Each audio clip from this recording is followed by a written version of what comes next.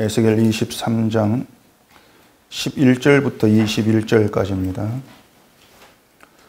그 아우 오홀리바가 이것을 보고도 그의 형보다 음욕을 더하며 그의 형의 간음함보다 그 간음이 더 심함으로 그의 형보다 더 부패하여졌느니라. 그가 그의 이웃 아수르 사람을 연애하였나니 그들은 화려한 의복을 입은 고관과 감독이요 말 타는 자들과 준수한 청년이었느니라. 그 두 여인이 한 길로 행함으로 그도 더러워졌음을 내가 보았노라.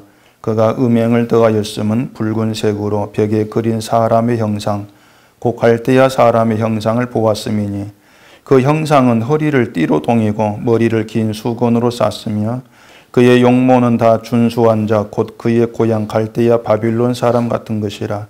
그가 보고 곧 사랑하게 되어 사절을 갈대아 그들에게로 보내매 바빌론 사람이 나와 연애하는 침상에 올라 음행으로 그를 더럽히매 그가 더럽힘을 입은 후에 그들을 싫어하는 마음이 생겼느니라. 그가 이같이 그의 음행을 나타내며 그가 하체를 드러내므로 내 마음이 그의 형을 싫어한 것 같이 그를 싫어하였으나 그가 그의 음행을 더하여 젊었을 때 곧 애굽 땅에서 행업하는 때를 생각하고 그의 하체는 나귀 같고 그의 정수는 말 같은 음란한 간부를 사랑하였도다. 내가 젊었을 때에 행음하여 애굽 사람에게 내 가슴과 유방이 어루만져졌던 것을 아직도 생각하도다. 아멘. 기도하겠습니다. 우리 아버지 하나님, 우리 속에 감추어져 있는 모든 악한 것을 드러내는 것은 우리 하나님의 말씀밖에 없습니다. 오늘 이 시간 주의 말씀을 통해서 또한 우리의 그 악한 모습이 다 드러나게 하시옵시고 이러한 우리에게 하나님께서 어떻게 역사하시고 어떻게 다가오시고 어떻게 일하시는가 하는 것을 깨달아 알게 하시고 그 하나님을 높이고 찬송하는 저희가 되게 해주시옵소서. 예수님 이름으로 기도합니다. 아멘. 믿는 도끼에 발등 찍힌다 뭐 그런 말 아시죠? 반드시 잘 될 거라고 믿고 있던 일이 잘못되었거나 또 내 편이라고 생각했던 사람에게 배신을 당해서 일이 잘못되었을 때를 비유적으로 이르는 말이 믿는 도끼에 발등 찍힌다 그런 얘기입니다. 재밌는 것은 이 말이 우리의 신앙의 문제, 하나님에 대해서도 적용할 수가 있다는 것입니다. 하나님을 믿었는데 하나님에게 발등 찍히는 경우가 있다. 그렇게 얘기할 수가 있습니다. 물론 이것은 하나님께서 믿는 자를 배신했다 이러한 의미가 아니고 하나님을 알고 있고 믿고 있던 기존의 내용들이 잘못되었을 때에 해당되는 그런 내용입니다. 가령 이런 게 있죠. 나는 예수를 믿으니 천국 간다 이렇게 믿었는데 정작 천국에 가지 못하는 그런 일이 있을 수가 있는 겁니다. 이유는 자신이 예수님을 믿는다고 생각했지만 그 믿음이 하나님께서 은총으로 선물로 준 믿음이 아니라는 거죠. 그러면 천국에 갈 수가 없는 겁니다. 지금 들으실 때는 저의 이 말이 그냥 아무것도 아닌 말처럼 가볍게 그렇게 들릴 수가 있겠지만은 여러분이 그 상황을 사실적으로 한번 생각해 보세요. 이 세상에서 예수님을 믿기 위해서 정말 온 열심을 다하면서 평생을 살아왔는데 나중에 예수님 앞에 섰을 때에 난 너를 모른다. 이러한 말을 듣는다고 한번 생각해 보시라는 얘기입니다. 그게 믿는 도끼에 발등 찍히는 겁니다. 제가 이런 말씀을 이제 드리면 자꾸 이제 그런 생각이 듭니다. 그러한 건 나와는 별 그렇게 크게 상관이 없는 것 같다. 왜 난 예수를 잘 믿고 있으니까. 이런 생각이 들지도 모르겠습니다. 또 한편으로는 설마 그런 일이 있을 수가 있겠는가. 그렇게 부인하고 싶은 마음도 없잖아 또 있을 거예요. 물론 교회를 나오면서도 천국에 관심을 두지 않는 분이라면요, 그런 사태가 벌어지든 말든 난 지금 상관하지 않겠다 이렇게 반응하겠지만은 적어도 은석교회에 일단 그런 분 없으리라 제가 믿고요. 물론 이것도 믿는 도끼에 발등 찍힌 모르겠습니다. 근데 그렇게 믿고는 싶어요. 근데 성경에 보면은요, 그렇게 믿는 도끼에 발등 찍힌 사람들이 있습니다. 대표적인 인물로는 대제사장, 장로, 서기관, 바리새인 이런 유의 사람들이었죠. 그 사람들은 자기의 믿음에 대해서 전혀 의심이 없던 사람들이었습니다. 정말 믿음에 대해서만큼은 자신감이 있었죠. 누가 뭐래도 하나님 백성이고 구원받은 사람이라고 자부했죠. 근데 그들이 그렇게 믿는 도끼에 발등 찍힌 격이 되지 않았습니까? 예수님은 그들의 신앙을 부인하셨거든요. 또 믿는 도끼에 발등 찍힌 사람이 또 있습니다. 예수님께 와가지고 주의 이름으로 우리가 귀신 쫓아내고 병 고치고 권능을 행했습니다. 이렇게 자랑했던 사람들. 이 사람들은 현장에서부터 예수님에게 난 너희를 모른다. 이렇게 부인을 받았거든요. 이들이 예수님께 자신들이 한 일을 정말 자랑스럽게 얘기했을 그때만 해도 그 모든 걸 믿음의 능력으로 간주를 했을 거란 얘기입니다. 자기들 주의 이름으로 이런 믿음의 능력들을 보였습니다. 자랑을 하면서 예수님에게 그래 잘했다, 참 믿음 좋아, 또 이런 칭찬도 기대했을 거란 말이죠. 근데 결과는 믿는 도끼에 발등 찍힌 거예요. 난 너희를 모른단 말이죠. 예수님이 그들 믿음을 배신한 것이 아니고 그들이 믿음이 뭔가를 몰랐던 거죠. 그래 그런 사태가 벌어진 거란 말입니다. 우리는 믿음을 너무 쉽게 생각을 해요. 보면 참 답답합니다. 너무 쉽게 생각을 합니다. 근데 기독교라고 하는 그 뚜껑을 여러분 열어보시면은요, 과연 믿는 자가 얼마나 될지 알 수 없는 심각한 상황입니다. 그게 기독교의 상황이에요. 누가복음 18장에 오면 예수님이 인자가 올 때에 믿는 자를 보겠느냐, 믿음을 보겠느냐 이렇게 말씀했어요. 이건 우리가 몸담고 살아가는 이 세상 현실에 대한 예수님 말씀입니다. 믿음이 희박하다고 하는 거죠. 그게 세상의 현실이라는 것입니다.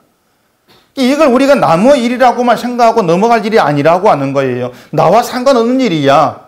그렇게 여기지를 마시라는 얘기입니다. 만약에 그건 나와는 좀 상관이 없을 것 같다 이렇게 여긴다면 그건 나를 믿는다는 얘기죠.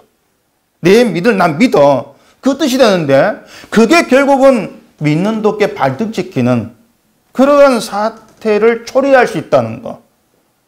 그걸 우리가 주지하면서 성경을 좀 생각을 하셔야 되는 거예요. 자, 그러면 이처럼 믿는 도끼에 발등 찍힌 사태가 있을 수 있다는 그 상황에서 제가 목사입니다. 목사인 저는 이제 어떻게 해야 되겠습니까?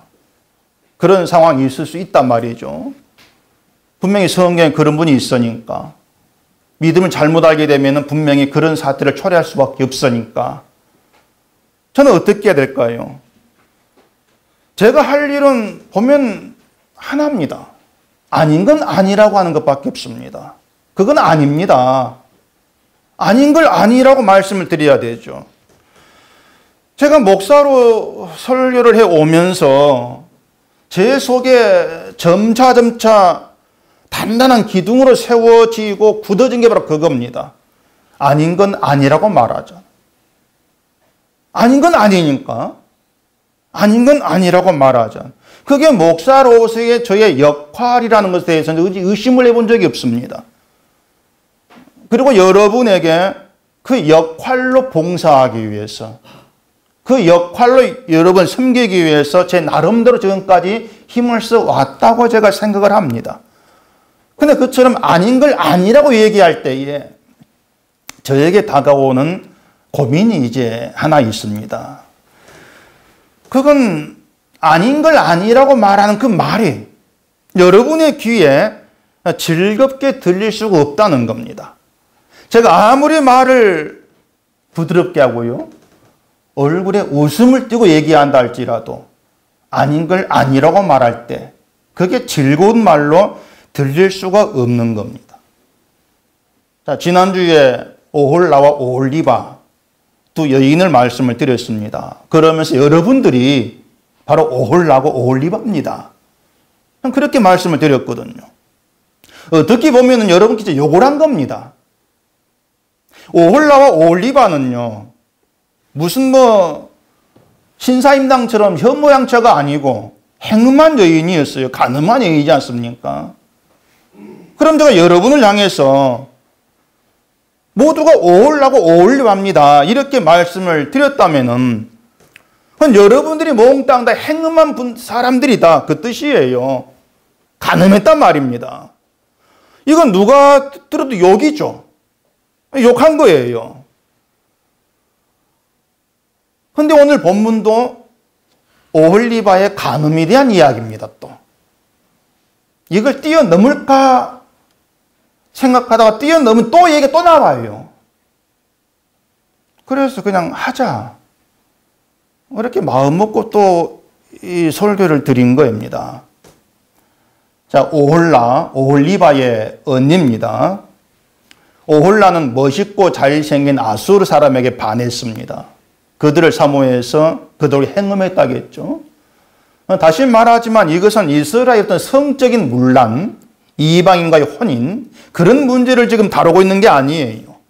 이스라엘의 눈에 자기들보다 부요한 그 아수르가 그 엄청난 부를 누리면서 살아가는 게 재밌게 보이는 것이고 그게 멋있게 보이는 것이고 그렇기 때문에 그들을 사모하는 겁니다. 그들의 삶을 사모하는 거죠. 우리도 저렇게 살아봤으면 그건 지금 자기들의 삶에 대해 불평이 있다는 겁니다. 불만이 있다는 것이죠. 하나님이 살게 한 삶인데 하나님 그것을 가늠한 것으로 보신단 말입니다. 이것부터가 그 두 여인의 간음으로부터 우리가 자유로울 수가 없는 이유라고 말씀을 드렸어요. 오홀라가 아수르를 사모하고 행음을 했을 때에 하나님은 오홀라를 그 아수르 사람에서 넘겨가지고 심판을 해버립니다. 이걸 10절에서 얘기하죠. 그들이 그의 하체를 드러내고 그의 자녀를 빼앗으며 칼로 그들을 죽여 여인들에게 이야기거리가 되게 하였나니 이는 그들이 그에게 심판을 행함이니라. 그의 하체를 드러내었다는 것은 수치스럽게 만들었다. 아주 부끄러운 상태가 되게 했다. 그 뜻이거든요. 아수르가 그 북쪽 이스라엘을 침략을 해서 그 백성들과 그의 자녀들을 다 죽이고 멸망시켜버린 그 일을 얘기한 겁니다. 그것이 행음한 북쪽 이스라엘을 향한 심판이에요. 그렇게 해서 북이스라엘이 망한 게 주전 722년이라겠습니다. 그렇게 북이스라엘이 하나님의 심판으로 멸망한 것을 오홀리바 남쪽 유다가 받지 않습니까? 봤으면은 정신을 차리는 게 옳잖아요. 아, 저들이 왜 심판당했지? 아, 이러이러한 것이었구나. 우리는 안 그래야지. 뭔가 그렇게 흘러가는 것이 이제 믿는 자로서의 어떤 그 믿음의 모습이라고 예상할 수 있다. 그 말입니다. 근데 오홀리바는 자기들을 돌이키고 하나님께로 돌아가지를 않았습니다. 그들이 어떻게 했다고 합니까? 11절 보니까 그 아우 오홀리바가 이것을 보고도 그의 형보다 음욕을 더하며 그의 형의 간음함보다 그 간음이 더 심함으로 그의 형보다 더 부패해졌다. 이렇게 얘기합니다. 언니인 오홀라보다 오홀라가 망한 걸 봤으면서도 오히려 음욕을 더해서 간음이 더 심해졌다. 이렇게 해야죠. 그게 12절부터 보면 상황이 쫙 나와요. 12절 보면 남유다가 북이스라엘처럼 아수르와 친분 맺은 내용이 나옵니다. 그런데 14절 보면은 붉은색으로 벽에 그린 갈대아 사람 형상을 보고 갈대아 사람을 사랑해버려요. 갈대아는 바빌론입니다. 그러니까 아수르와 친교하는 그런 정책을 피해오다가 바빌론도 강하거든요. 더 힘이 있다 싶어서 갈아탄 겁니다. 바빌론으로. 그 이스라엘이 바빌론을 어떻게 대했는지는 이사야를 보면 그 예가 나와요. 이사야서 39장 한번 찾아보십시오. 이사야 39장 1절, 2절 보시면은 그때에 발라단의 아들 바빌론 왕 무로닥발라단이 이름도 어렵다 이거. 히스기야가 병들었다가 나았다 함을 듣고 히스기야에게 글과 예물을 보낸지라. 히스기야가 사자들로 말미암아 기뻐하여 그들에게 보물 창고 곧 은금과 향료와 보배로운 기름과 모든 무기고에 있는 것을 다 보여주었으니 히스기야가 궁중의 소유와 전 국내의 소유를 보이지 아니하는 것이 없는지라 이렇게 얘기하죠. 히스기야 왕의 경우를 지금 얘기하고 있는데 히스기야가 병이 들었다가 나았어요. 그 소식을 들은 바벨론 왕이 히스기야에게 문안 글과 예물을 쌓아 집어서 사신을 보냅니다. 병 나은 걸 축하하는 사절단을 보낸 것이죠. 히스기야가 그 바벨론에서 자기를 인해서 사절단을 보내니까 기뻐합니다. 그 강대국이 자기가 병 나았다는 것 때문에 사절단 보내었다. 이건 자기를 그만큼 높여준다. 뭐 그런 것 아닙니까? 그게 이제 기쁨이 된 거예요. 만약 유다보다 약한 나라가 보냈다면 그렇게 기뻐하지 않았을 겁니다.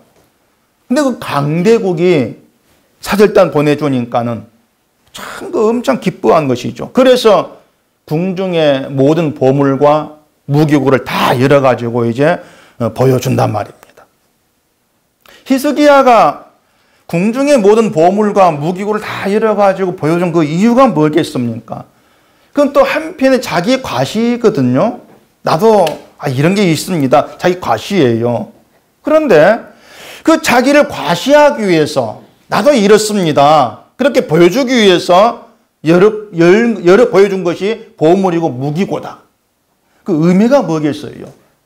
왜 그걸 열어서 보여줬겠습니까? 그것은 이방 나라 바벨론이 추구하는 것하고 히스기야 왕이 추구하는 것하고 같다는 겁니다. 결국 이방 나라 바벨론과 히스기야는 서로 가치 있게 여기는 것이 통하는 거예요. 동일한 것이에요. 그걸로 소통이 된 그런 관계에 있다 그 말이죠. 근데 이게 기독교인이라고 하는 우리 역시도 다르지가 않는 겁니다. 우리도 보면은요, 세상에 가치 있게 여기고 힘으로 여기는 거 우리도 가치 있게 여기고 있습니다. 우리도 그것을 힘으로 여깁니다. 그러니까 우리가 비록 예수를 믿는다고 하는데 어떤 가치관에 있어서는 세상과 소통이 되는 거예요.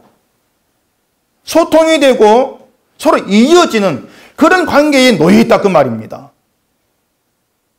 바로 이것이 유다가 아수르와 친교를 맺었다가 바벨론과 친교를 맺는 그런 이유가 되는 겁니다. 그걸 이제 간음이라고 말씀하고 있는 것이죠. 자, 다시 히스기야 얘기를 해보십시다. 바벨론 사신이 온 것은 히스기야가 병이 들었다가 나았기 때문이라겠죠. 그 이사야 38장에 보면 히스기야가 병들어 죽게 되었다고 나옵니다. 그걸 보고 이사야 선지자가 죽을 거니까 유언 남겨라 이렇게 말을 합니다. 근데 히스기야 어떻게 했습니까? 통곡하면서 눈물로 하나님 기도합니다. 하나님은 그 기도를 들으시고 히스기야 수명을 몇 년 연장했습니까? 15년이나 연장을 시켜준 겁니다. 그리고 그 징조로 해 그림자를 10도 뒤로 물러가게 합니다. 해가 뒤로 빠꾸한 거예요. 이 빠꾸는 우리 옛날 말이에요. 자, 히스기야 보세요. 기도해가지고 죽을 목숨이 선지자 준다고 했는데 그 목숨이 15년 연장된 기적을 체험을 했단 말이죠. 놀라운 기적 체험 아닙니까? 근데 그처럼 죽다 살아난 히스기야의 마음이 바뀐 게 있습니까? 바뀐 게 없어요. 그 기적을 체험했는데 죽음에 살아났는데 바뀐 게 없다는 게 뭐냐면 여전히 이방인과 똑같이 보물, 무기 이런 걸 힘으로 여기고 가치 있게 여기는 그런 모습 그대로 그 말입니다. 어떤 시각이 바뀐 게 없습니다. 뭐가 가치 있는 것이 바라보는 시각 바뀐 게 없어요. 죽음에서 살아났다면은 나를 살리는 게 뭔가 이걸 보면서 어떤 하나님의 은혜의 은총, 야 이게 내 귀한 거야. 그렇게 바뀌는 게 변화죠. 근데 그런 변화가 없단 말입니다. 바로 이런 것 때문에 제가 여러분들께 사람이 무슨 기적을 체험한다 할지라도 바뀌는 게 아니라고 그렇게 말씀을 드리는 겁니다. 어떤 기적을 체험해도 그 기적이 사람을 바꿔놓지를 못합니다.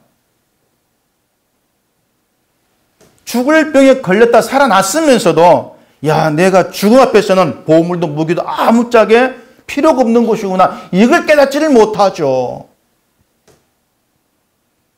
때문에 죽을 병에 걸렸다가 살아난 기적을 체험했다 할지라도 그걸 믿음의 역사라고 말할 수가 없단 말입니다. 왜냐하면 믿음의 역사라면요, 무엇보다도 내가 죽은 자임을 알아요. 죽었다는 걸 알게 되고 그 죽음 앞에서 세상 보물, 무기 이런 게 나를 갇힌 존재로 만들어주지를 못한다. 이걸 분명히 알게 되어지는 것이 믿음의 역사란 얘기입니다. 그렇기 때문에 기적을 붙들고 있는 것은 헛다리 짚고 있는 거 아닙니까? 그게 민노께 발등 찍히는 겁니다. 여러분이 아셔야 될 건요, 오홀리바, 그러니까 남쪽 유다가 아수르와 친교 정책을 피우다가 바벨론 갈아탄 그 모든 것들이 좀 더 힘 있는 쪽에 줄을 대고 자기를 보호하고 덕을 보려고 하는 그런 심보란 말이에요. 그런 속성이지 않습니까? 근데 국가가 그런 정책을 피우는 것은 우리가 볼 당연한 겁니다. 근데 믿음의 시각에 본다면은 그건 힘 되는 걸 가치 있게 여기는 것이고 그걸로 내가 힘 있는 존재가 되고 싶어 하는 것이기 때문에 그 이방의 속성이죠. 그걸 간음이라고 말씀을 하는 겁니다. 이스라엘을 이스라엘 되게 하는 것은 하나님의 긍휼의 은혜를 아는 겁니다. 딴 거 아니에요. 하나님의 긍휼의 은혜를 압니까? 압니다. 이스라엘입니다. 내 백성이야. 그게 하나님의 선언입니다. 그게 하나님 이스라엘을 여기시는 것은 그것 하나면 충분해요. 긍휼의 은혜를 아는 거. 그래서 하나님의 긍휼의 은혜를 아는 것이 가장 가치 있는 겁니다. 그게 가장 귀한 거예요. 근데 이스라엘은 아니지 않습니까? 하나님을 안다? 시시한 겁니다. 힘 안 되는 거니까. 시시하게 여기고 그것보다도 이방인이 가지고 있는 것으로 나를 귀하게 만들려고 하고 가치 있는 그런 존재로 만들고 싶어 했던 거예요. 그래서 아수르에게도 가고 바벨론에게도 갔던 겁니다. 그리고 하나님 그것을 간음한 것, 더 심하게 간음한 것으로 그렇게 말씀한 것이죠. 17절 보면은 이 바벨론을 또 싫어가는 마음이 생겼죠. 그리고 뒤에 어떻게 하냐면은 애굽 땅에서 행업하던 때를 생각하고 다시 또 애굽과 친교를 맺습니다. 애굽과 친교를 맺은 건 시드기야 왕이었어요. 바벨론 섬기겠다고 맹세까지 했는데 그걸 배신 애국과 친교를 맺은 것이죠. 이렇게 힘 있는 강한 나라를 바라보면서 이방인의 힘으로 자기를 보호하고자 하는 그런 유다를 가리켜서 오홀라고 더 심하게 간음했다. 그렇게 말씀을 한 겁니다. 자, 그렇다면 오늘 제가 해야 될 말이 뭐겠습니까? 지난주에는 여러분이 오홀라고 오홀리바입니다. 이렇게 말했는데 오늘은 좀 더 심한 욕이 나오지 않을 수가 없습니다. 더 심하게 간음한 오홀리바입니다. 그게 우리를 향하신 말씀이에요. 욕이죠. 이런 욕을 들으시면서 뭐 기분 좋을 뿐이 있겠습니까?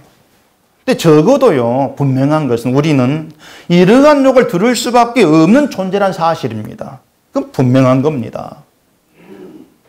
그래서 욕을 하시는 분이 계시는 거예요. 예수님이죠. 잘 아시는 대로 독사의 자식들아, 욕이거든요. 그 욕이 바리새인들에게만 했던 욕이라고 생각지를 마십시오. 바빌론이 가치 있게 여긴 것을 히스기야도 가치 있게 여겼던 것처럼 바리새인들이 생각하는 신앙의 방식이 오늘 우리가 생각하는 신앙 방식과 다르지가 않습니다. 똑같은 거죠. 그렇다면 독사의 자식아, 우리를 향하신 예수님의 욕입니다. 결국 우리 모두가 예수님께 욕먹을 자로 나와질 수밖에 없다는 겁니다. 제가 또 욕을 했죠. 독사의 자식들아.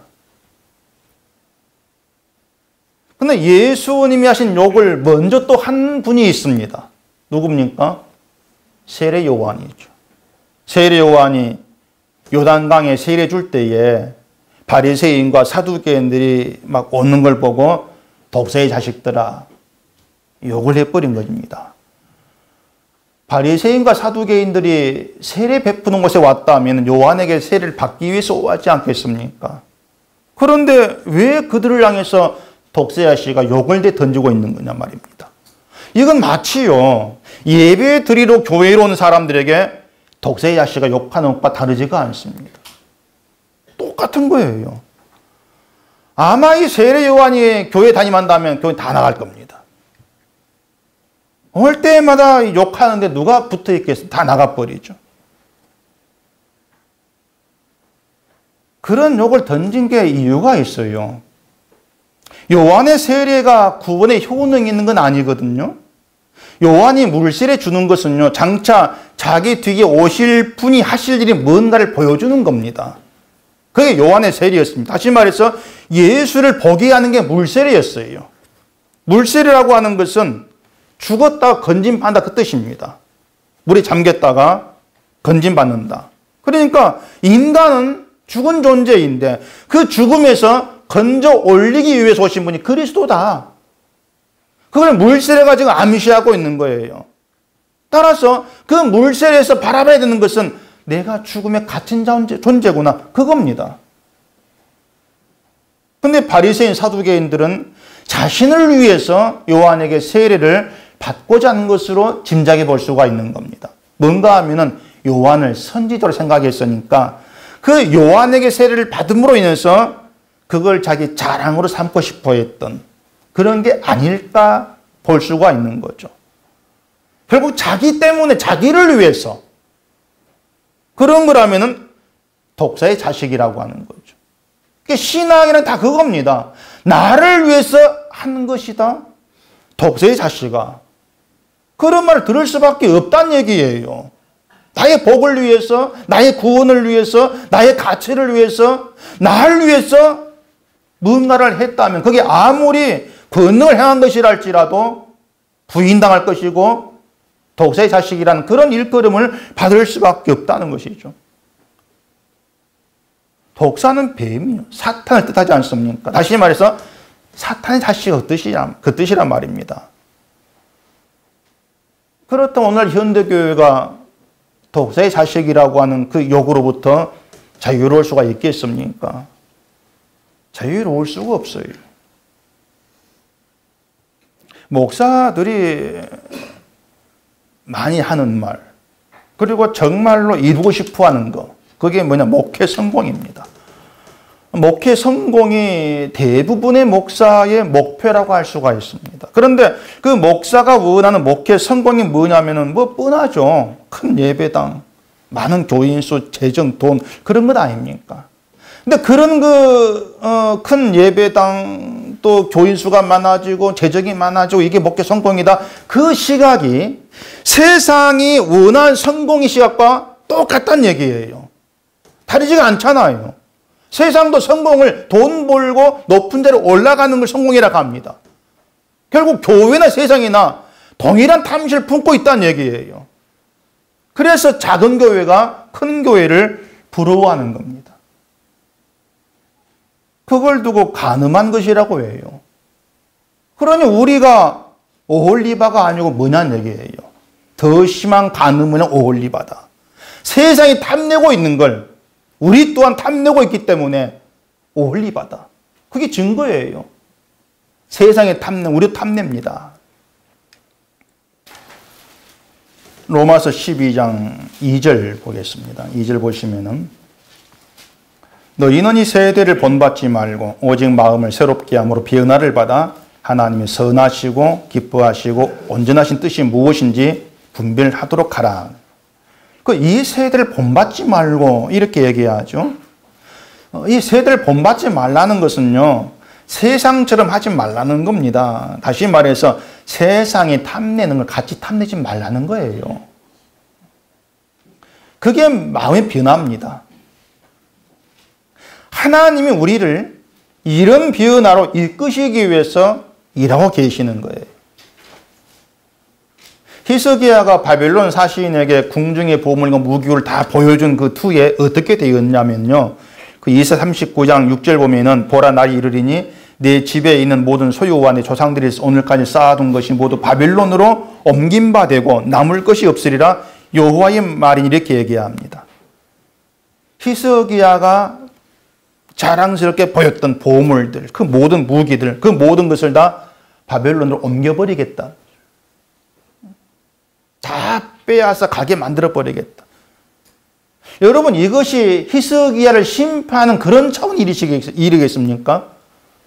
겉으로는 심판이에요. 다 빼앗아서 바벨론 옮겨버리는 것. 근데 하나님은 히스기야가 보물로 생각하는 그것을 이방 나라로 옮기시면서까지 히스기야 마음을 하나님께로 돌이키시겠다는 것입니다. 가치 있게 여기는 잘라버리면서 그 마음을 하나님께 두도록 일하시는 것이죠. 히스기야가 보물, 다 이런 건 있습니다. 옮겨버리고 아수르 바벨론 사모하고 그들을 의지하려고 하는 그 이스라엘 향해서 올리바라. 욕을 해서라도 심판하고 욕을 해서라도 그 마음을 하나님께로 돌이키게 하겠다. 그게 하나님의 뜻이란 말입니다. 에레미야 3장 12절 보시면요. 너는 가서 북을 향하여 이 말을 선포하여 이르라. 여호와께서 이르시되 배역한 이스라엘아 돌아오라. 나의 노한 얼굴을 너희에게로 향하지 아니하리라. 나는 긍휼이 있는 자라. 노를 한 없이 품지 아니하느니라. 여호와의 말씀이니라. 하나님이 이스라엘에게 말씀하시는 것은 돌아오라는 겁니다. 제발 좀 돌아와. 그리고 하나님은 스스로를 긍휼이 있는 자라 이렇게 일컬으십니다. 노를 한없이 품지 않으니까 돌아오라는 겁니다. 이게 하나님 본심입니다. 이스라엘과 유다를 향해서 너희는 몽땅 가늠한 여인이야. 욕을 던지시는 것도 그들로 하여금 자신의 그 악함을 깨닫고 돌아오게 하기 위한 것입니다. 돌아오라는 거죠. 그 돌아오라는 게 무슨 뜻이겠어요? 어떻게 하는 게 돌아가는 것이겠습니까? 뭐 발걸음을 뭐 어디로 옮기는 것이겠습니까? 그건 아니잖아요. 돌아오라는 것은요, 이스라엘은 본래의 자리로 돌아오라는 뜻입니다. 본래의 자리. 근데 그 이스라엘에 돌아가야 될 본래의 자리가 뭔가 하는 것은 이스라엘이 어떻게 출발되었는가, 그걸 보면 알 수가 있어요. 이스라엘이 어떻게 출발되었습니까? 애굽에서. 그게 이스라엘 출발이거든요. 어떻게 출발되었어요? 뭘로? 어린 양의 피로 출발했지 않습니까? 어린 양의 피로. 장자 재앙에서 문설주에 어린 양의 피를 발라서 죽음에서 건진받은 겁니다. 피로써 구원받은 피의 나라예요. 이스라엘이. 어린 양의 피의 나라입니다. 이스라엘은 피의 나라 출발하는 겁니다. 피로 출발하죠. 이처럼 너희가 그 피로 출발했다. 피의 나라임을 잊지 말라고 세운 규례가 뭐였습니까? 유월절입니다. 어린 양의 피가 증거하는 게 뭐냐면은 하나님의 긍휼과 용서의 은혜예요. 그 긍휼과 용서를 담고 있는 게 피입니다. 따라서 돌아오라. 돌아오라고 하는 것은요, 하나님의 긍휼과 용서로 사는 그 자리로 돌아오라 그 뜻입니다. 이스라엘이 하나님께 돌아가나 그거 말고는 없어요. 돌아오라고 하는 떠났다 그 뜻이지 않습니까? 떠났어. 떠났으니까 돌아오라는 거잖아요. 뭘 가지고 이스라엘이 하나님께로부터 떠났다고 말씀하는가 하면은 하나님의 용서와 긍휼로 이스라엘이 산다는 거. 이걸 생각하지 아니하고 이방인이 갖고 있는 거. 저거. 저 힘드는 거, 저 좋은 거. 거기에 우리를 살려. 거기에 있어 우리가 살아. 그게 하나님을 떠난 거죠. 이방인 따라간 거란 말입니다. 결국에 하나님을 믿는다고 섬긴다고 하지만은 마음으로 사모하는 건 이방인과 똑같은 거예요. 그래서 간음이라고 하는 겁니다. 그러면 오늘날 우리 현실을 보잔 말이에요. 기독교인 치고 내가 하나님을 떠났다 이렇게 말한 누가 있겠습니까? 없지 않았습니까? 신앙이 조금 게을러 이런 건 인정하겠지만은 난 하나님 떠났어. 그렇게 인정할 사람은 아마 없을 겁니다. 근데 기독교인들이 하나님을 믿는다는 사람들이 여러분들이 정말 마음으로 사모하는 게 뭐냐는 얘기예요. 내 마음으로 사모하는 것. 하나님의 긍휼이고 용서의 은혜냔 말입니다. 만약 그게 정말 우리의 믿음이라면은 여러분은 그 하나님의 긍휼과 용서의 은혜를 알게 되는 것을 최고의 가치와 성공으로 그렇게 받아들여야 됩니다. 그게 진짜 믿음이죠. 그게 하나님을 사모하는 거죠. 긍휼을 아는 거죠. 만약에 목사인 제가 그런 믿음의 사람이라면은 교회가 크고 작고에 아무 관심을 안 둡니다. 왜? 그게 가치는 여기지를 않으니까. 그건 맞잖아요. 근데 이런 믿음이 아니기 때문에 큰 교회의 뜻을 두는 것을 포기하지 못하는 것이죠. 그렇기 때문에 욕을 받을 수밖에 없는 거예요. 목사가 분명히 성경은 욕을 던지고 있는데 그 욕을 하지를 못한다는 것은 다른 의도가 있기 때문에 그렇습니다. 큰 교회를 만들려고 하기 때문에 그래요. 큰 교회 만들려면 교인을 붙들어야 되죠. 붙들려면 욕을 하면 안 됩니다. 온갖 친절과 인격과 도덕을 다 보이면서 정말 목사답다, 사람 좋다 이런 말을 들어야 돼요. 교인들로 하여금 예수가 아니라 목사를 보고 모이도록 만들어내야 됩니다. 그런 능력이 있어야 교회가 커지죠. 그것 때문에 욕을 못하죠. 죄의 폭로를 못하는 거예요. 아니 교회에 잘 나온 여러분을 향해서 어떻게 가늠한 오홀리바 그런 욕을 할 수가 있겠습니까?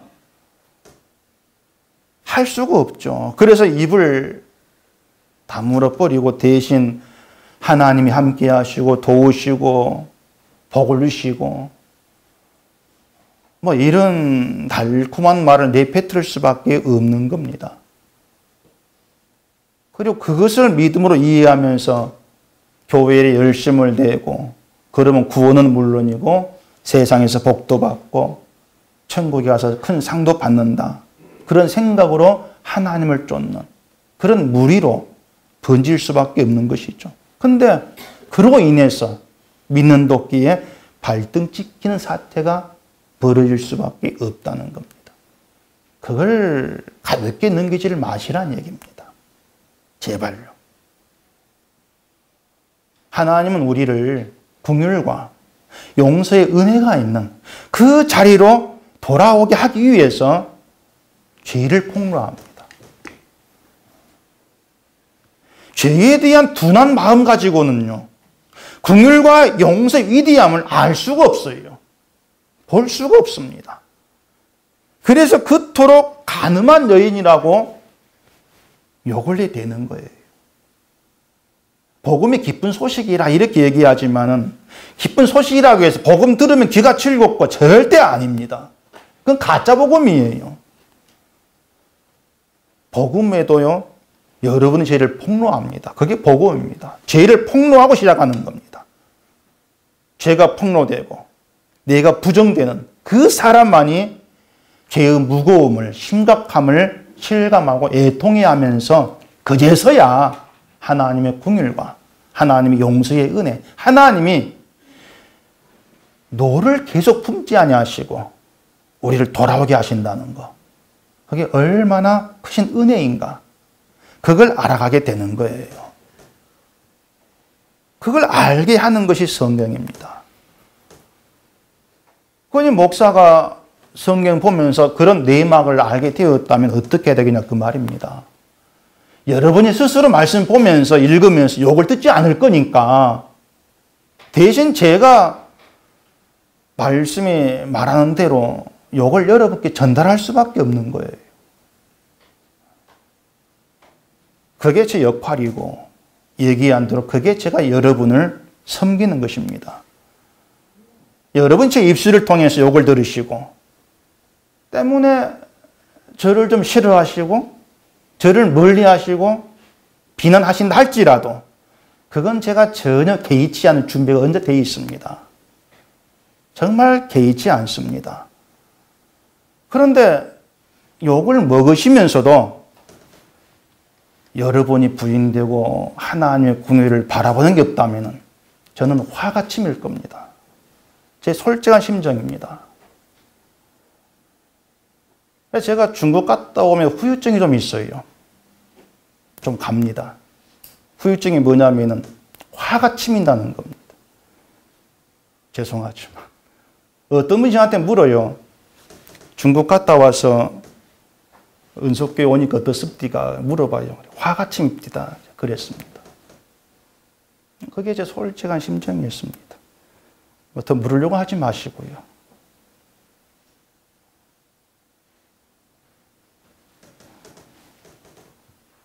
하나님께서 우리에게 작정하신 거, 저와 여러분께 계획하신 거, 그게 뭔지, 거기에만 모든 초점을 좀 맞췄으면 좋겠습니다. 다시 얘기하지만 혹시라도 여러분들이 난 복음을 아니까 욕먹을 대상이 아니야 이런 생각이 있다면 제가 장담하건대 믿는 도끼에 발등 찍히게 됩니다. 협박이 아니에요. 그게 믿음이 아니라는 걸 제가 말씀을 드리는 겁니다. 믿음인 줄 알았는데 믿음이 아닌 거. 그처럼 믿음이 아닌 것이 낱낱이 드러나셔야 됩니다. 여러분께서.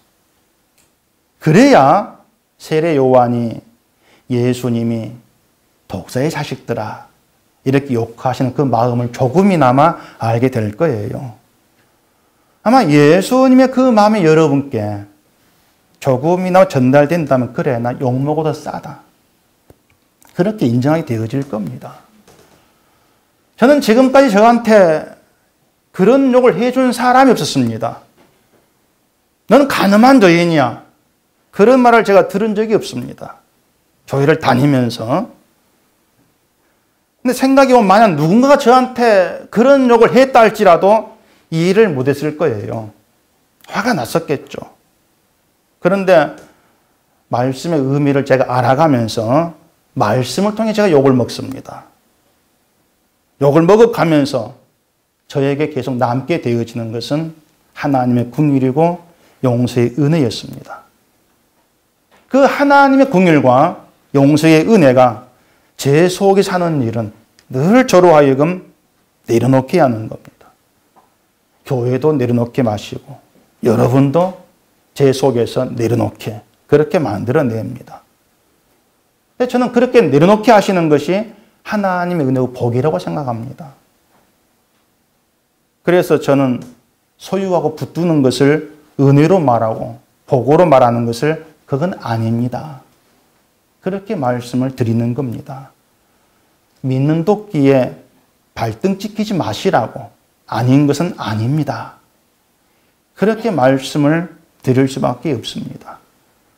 아닌 것을 아니라고 말씀드리면서 아 이게 아니었구나 그걸 알게 되시고 하나님의 은혜 아래로 끌어가시는 그 하나님 손에 붙들려서 인도받는 삶이야말로 최고의 복이고 그게 여러분께 최고의 가치, 인생의 성공이라는 거. 그게 믿음이 되셔서 언제든 내가 부정되어지면서 하나님의 긍휼과 은혜가 있는 그 길로만 이끌려가기를 바랍니다. 기도하겠습니다. 우리 아버지 하나님, 늘 하나님께 나올 때마다 나의 속을 감추고 드러내기를 싫어하고 내가 꽤나 괜찮은 사람인 것처럼 행동할 때가 참 많이 있는데 늘 말씀 우리에게 다가오면서 그 모든 껍데기를 다 벗겨내시고 내가 누구인가를 드러내고 계십니다. 그런데 이러한 모든 것이 우리를 하나님께로 돌아오게 하시고 하나님 긍휼과 은혜의 용서 아래에서 정말 복 있는 자로 살아가도록 만드시기 위한 하나님 일을 볼 때에 말씀으로 내가 어떤 욕을 먹은다 할지라도 그 모든 게 은혜라는 것을 깨닫게 되어집니다. 그 은혜를 은혜로 알게 하시고 하나님 일하심에 두 손 들고 나오면서 하나님의 용서, 긍휼 그걸 알게 되는 것이야말로 내 인생의 최고의 복입니다. 이런 고백과 함께 감사가 있는 저희가 되게 해주시옵소서. 예수님 이름으로 기도합니다. 아멘.